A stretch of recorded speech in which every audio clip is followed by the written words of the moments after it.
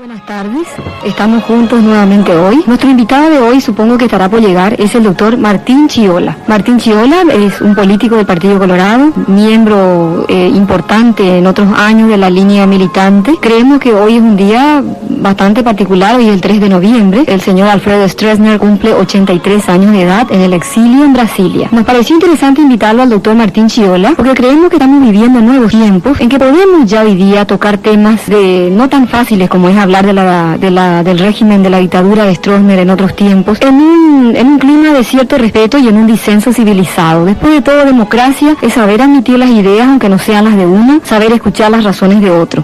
Fueron años difíciles, épocas difíciles para muchos, pero creo que tal vez entre todos ellos haya algunos que han meditado, haya algunos que sigan pensando igual y haya otros que estén dispuestos, como aparentemente es el doctor Martín Chiola, a expresarnos sus motivos, las justificaciones que él veía a un régimen como ese y de paso contarnos en qué está hoy. El general Stroessner es parte de nuestra historia es un todo completo y como decía Cicerón, los pueblos que no aprenden de su historia están destinados a repetir sus fracasos, de modo que nosotros queremos aprender de nuestra historia y por eso vamos a tocar este tema hoy que no es sencillo. Estamos esperando la llegada del doctor Martín Chiola y después de la música seguimos esperando al doctor Martín Chiola. Vamos a comentar algunas cosas de los orígenes del gobierno de Alfredo Stroessner. ¿En qué momento comenzó el militarismo en el Paraguay? Es una pregunta que se hacen muchos y las respuestas varían naturalmente. Evidentemente la consolidación de las Fuerzas Armadas como parte del poder, digamos, participando en el gobierno juntamente con el Partido Colorado, se dio con el gobierno de Alfredo Stroessner. La obligación, la obligatoriedad, la afiliación, todo ese tipo de cosas. Pero también a lo largo de nuestra historia es posible ver la injerencia del factor militar en muchos momentos.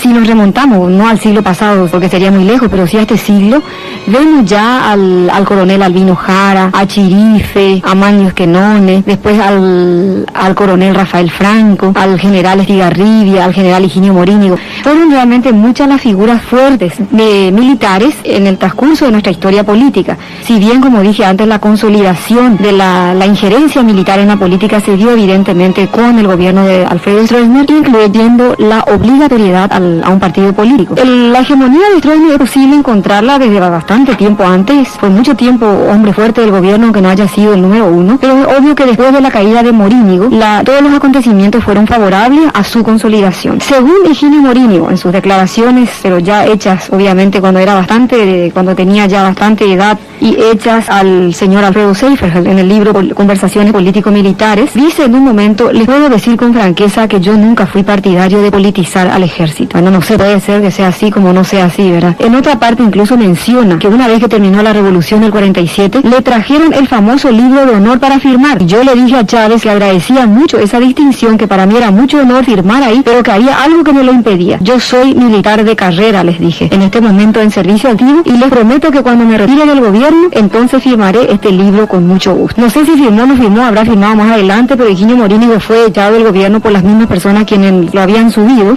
y digamos que a partir de ahí comienza un poco la carrera ascendente del general Alfredo Stroessner. Asume la presidencia Juan Manuel Frutos. Mientras tanto, Morínigo estuvo detenido 14 días en Burubilla-Aroga. Dicen los historiadores que trató de volver durante el gobierno de Federico Chávez, pero no le fue permitido ni siquiera por uno. Muy buenas tardes, está con nosotros ya el doctor Martín Chiola. Bienvenido, doctor Chiola, ¿cómo está? Buenas tardes, mis sinceros aprecios y a gusto acá con usted y seguramente con su audiencia. Exactamente. Hoy es 3 de noviembre, doctor Chiola. El general Stroessner cumple 83 años. ¿Estuvo usted en el barrio San Pablo anoche?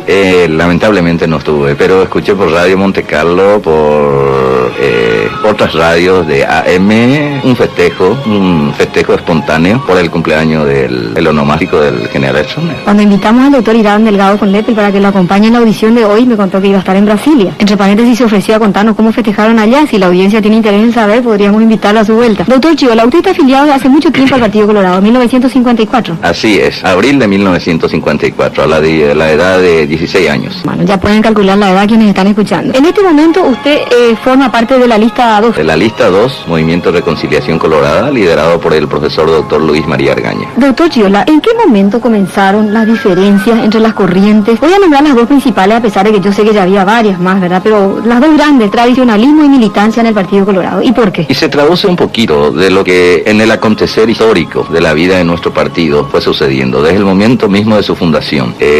Cuenta la historia que en la fundación del Partido Colorado existían ya dos líneas, la caballerista y la eugisista.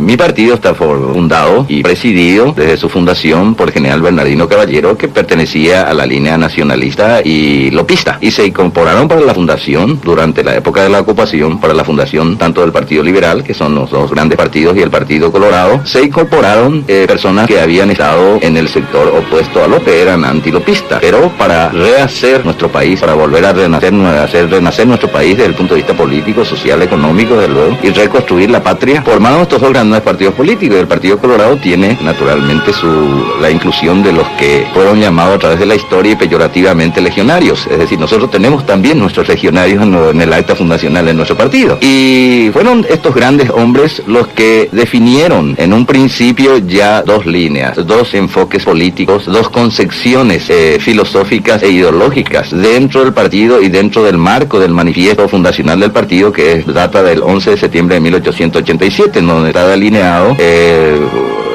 grandemente, en forma grande, podríamos decir, en forma muy general, los fundamentos ideológicos. El general Bernardino Caballero era un hombre de una gran autoridad, y no sé, si bien es cierto en ese momento, hablando de hombres, no se define muy claramente estas dos líneas, pero se traduce a través de la historia. Y así tenemos los llamados guiones y demócratas en un tiempo transcurrido posteriormente. Ya más cercano. Más cercano. Y un poquito la línea militante y la línea tradicionalista. Pero eso fue después, doctor Chiola, porque durante un largo tiempo una bandera fuerte del Partido Colorado era la unidad granítica. La unidad granítica, bien es cierto, tanto se habló, la realidad es que no existía una unidad granítica. Stroessner fue un hombre evidentemente muy poderoso a nivel nacional y a nivel partidario. Él basó su gobierno sobre la base de la unidad del Partido Colorado. Hay un discurso de Stroessner del 1 de marzo de 1955, a un año de la suba al poder. Él subió en agosto del 54, que lo hizo en Cerro León, donde explicita claramente de que la unidad de la familia paraguaya, que era una necesidad para construir o reconstruir, como decía el país, se basaba o pasaba por la unidad del Partido Colorado, y que esa unidad del Partido Colorado debía hacerse sí o sí, aunque sea remendando, y así lo hizo, remendando. Unió personas del sector demócrata, del sector guión, que se odiaban, tuvieron sus grandes desencuentros. Cuando mandó uno, lo mandó al exilio al otro, el otro lo mandó adentro a la cárcel al otro, etcétera, etcétera. Lo remendó, lo forzó, y hubieron mucha gente que durante mucho tiempo continuaron en el poder partidario, fueron grandes hombres en la época stronista, pero que no estaban de acuerdo con Stroessner. Bueno, por lo visto hasta último momento intentó calafatear el barco también. Siempre. En este momento usted integra, me dijo, la lista de Reconciliación Colorada, ¿verdad? Sí es. Ahora, ¿cómo está conformada los distintos miembros de la militancia? Porque vi una foto ayer del J. Eugenio Jaquet, bien parado atrás de Ángel Roberto Seifert. Él está en la lista 3. En la lista 3, apoyando la candidatura del doctor Seifert. De modo que la militancia no subsiste así como un grupo completo como eran en la momento inicial. La militancia, desde luego, también tuvo su problema, igual que en mi partido. En el año 5 meses que ocupó la jefatura o la dirección del partido, porque no tuvo la dirección a nivel de gobierno nacional. Los últimos 1 año, 5 meses estuvo la militancia. Anteriormente fueron otros sectores que ahora ni le conocen al general Stroessner, lo que sostuvieron, lo pusieron a Stroessner como presidente de la República y lo mantuvieron durante 33 años. Nosotros lo mantuvimos 1 año, 5 meses. Y justamente el resto de lo que le restaba al general Stroessner. La militancia tenía dos sectores. Un sector llamado moderado, que trataba en lo posible de buscar y adecuar al tiempo político que vivía ya América en ese momento y que necesitaba vivir el Paraguay. No es porque el grupo llamado moderado y el grupo radicalizado ortodoxo en ese momento, que ya se enfrentaba y que seguramente iba a tener una definición en el año 89 en la convención del partido, donde seguramente hubiesen obtenido mayoría. Y ese grupo moderado que pretendía cambiar, porque se notaba, se veía que el cambio en América, política, socialmente, se estaba realizando. Es decir, lo que en la década del 60 pareciera ser un dogma impuesto por los Estados Unidos por la política de disuasión y el mantenimiento de gobiernos militares en toda Latinoamérica, y la imposición de la segregación del marxismo-leninismo, con cuyo eslogan se aprovechó mucho, el que no caía en gracia al poder en ese momento, no solamente en el Paraguay, eso sucedió en todos los países latinoamericanos, no caía en gracia, era tildado marxista y naturalmente era separado, era segregado y era incluso muerto, como sucedió en otras partes.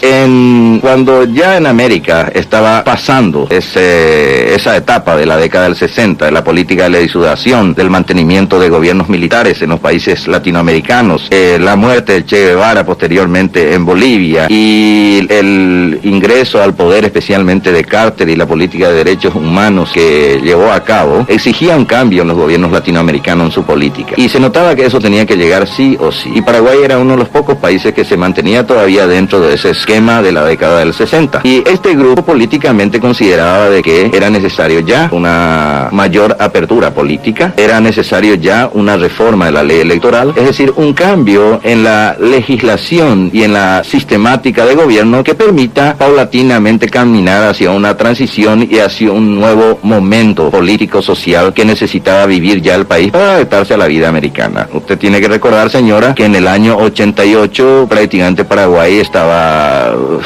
aislado dentro de su realidad política, mantenía ciertas relaciones exteriores con la mayor parte de los países, pero ya no jugaba. Y eso lo puedo asegurar yo porque fui parte de delegaciones ante la Asamblea de la OEA, ante la Asamblea de las Naciones Unidas, defendiendo la posición paraguaya, acompañándole al finado Ezequiel González Alcina, también al senador en ese entonces, Reverchon, para defender lo que nos era inmensamente difícil defender porque ya no nos adaptábamos, estábamos solos en esas asambleas. E incluso a mí el golpe me tomó en San José, Costa Rica, en una reunión del Parlamento Latinoamericano juntamente con el Parlamento Europeo, donde la gran crítica fue justamente a las represiones existentes todavía en el Paraguay, que lo tuvimos que defender como podíamos porque ya era imposible defender. Después de la música seguimos hablando con el doctor Martín Chiola.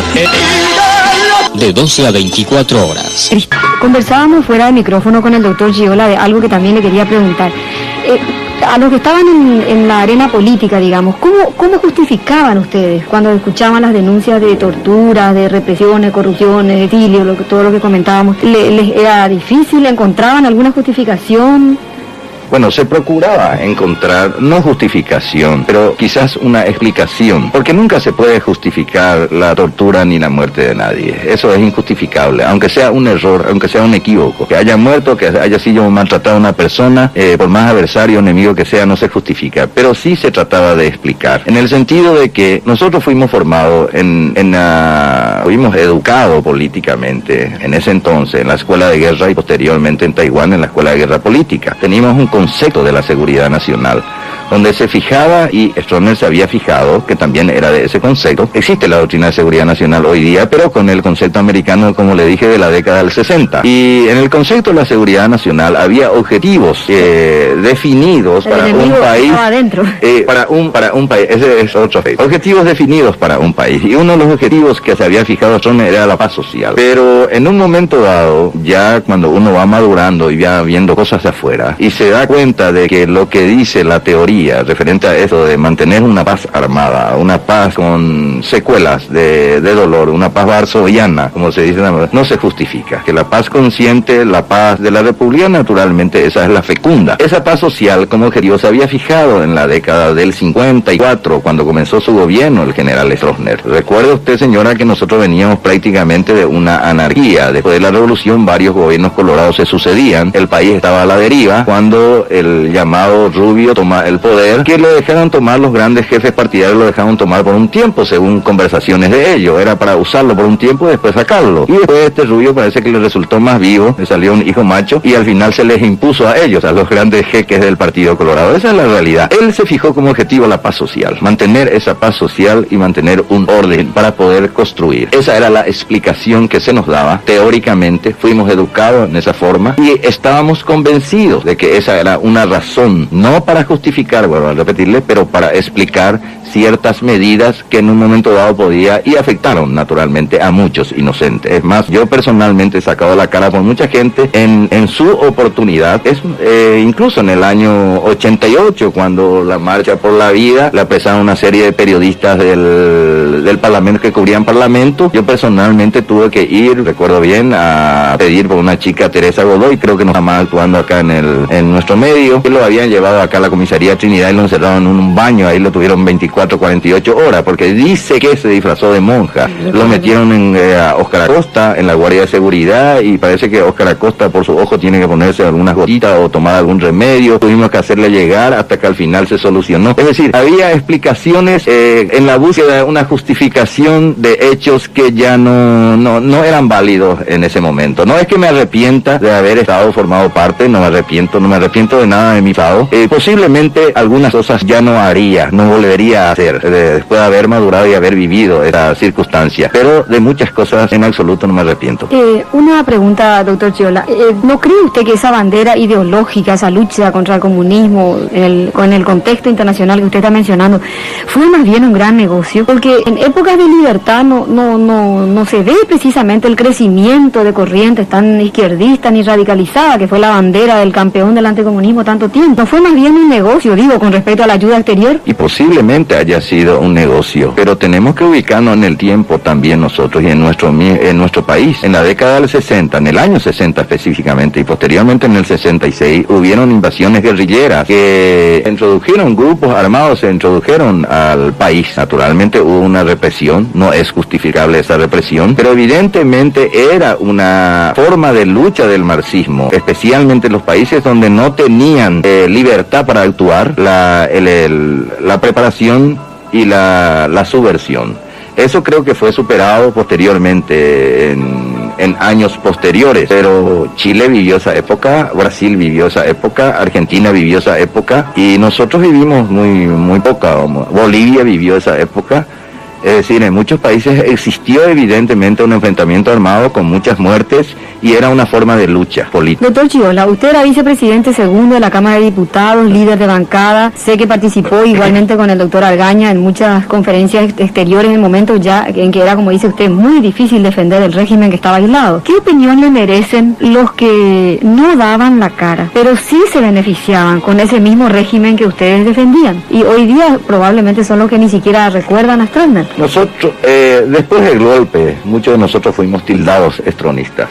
Yo hasta hoy no sé qué explicación darle a ese mote, vamos a llamarle de estronista. Pero sí le voy a decir, señora, estronista era aquel que estaba todo el día con el general Stroessner, eran amigos y se beneficiaban del general Stroessner, otros eran parientes del general Stroessner, es decir, gozaban de las canonjías del poder de Stroessner, mientras que nosotros siempre fuimos, tanto el doctor Argaña como otros, y entre ellos me incluyo, fuimos hombres de partido. Yo no obtuve ningún cargo por decreto del general Stroessner, todos los cargos obtuve a través del Partido Colorado, o sea, cargo político que fue cargo de diputado y miembro de la Junta de Gobierno. Que el general Stroessner haya tenido una gran preponderancia en nuestra época y tenía un gran poder sobre la Junta de Gobierno, eso es indiscutible, no le voy a negar, y posiblemente gocé del consentimiento político de él, pero nunca tuve cargo administrativo y nuestro transitar siempre fue dentro del Partido Colorado y defender lo que el Partido Colorado en ese momento, en su directiva, su Junta de Gobierno, decidía. Ese era nuestro trabajo. Y muchos demócratas de hoy no daban Muchos la cara, demócratas de hoy no daban, pero se beneficiaban, tenían grandes contratos con EMPAN, Itaipú, otros obtenían indirectamente ventas de divisa, estaban en el negociado de divisa, otros eran amigos del entonces ministro de Industria y Comercio y tenían grandes negociados en Petropar, INC, amigos del director general de IPS, tenían grandes negociados en ventas de medicamentos, etcétera, etcétera. Pero después del golpe yo recuerdo que le visité a Monseñor Benítez, era ya arzobispo de Asunción, y él me dijo una gran frase, dijo, mire, usted y otros de sus amigos van a tener que cargar una cruz por los pecados que otros cometieron, pero van a tener que cargarlo y lo estamos cargando hasta hoy y no le sacamos la cara. Bueno, después de la música seguimos conversando con el doctor Martín Chiola. Cualquier pregunta que quieran hacerle al 662-616. Estamos conversando con el doctor Martín Chiola. Una pregunta, doctor Chiola. Los colorados fueron muchos años, antes de la militancia y el tradicionalismo, firmes con ese tema de la unidad granítica. Sí. Después vino un clima de libertad y surgieron 200 líneas internas, externas, cada línea tiene su sublínea, y en el Partido Liberal un poco sucedió lo contrario, era más bien cerraron pues. ¿Eso qué significa? ¿Que el Partido Colorado sirve más para clima autoritario o no? Por el contrario, que el Partido Colorado se adapta más rápido a un proceso democrático.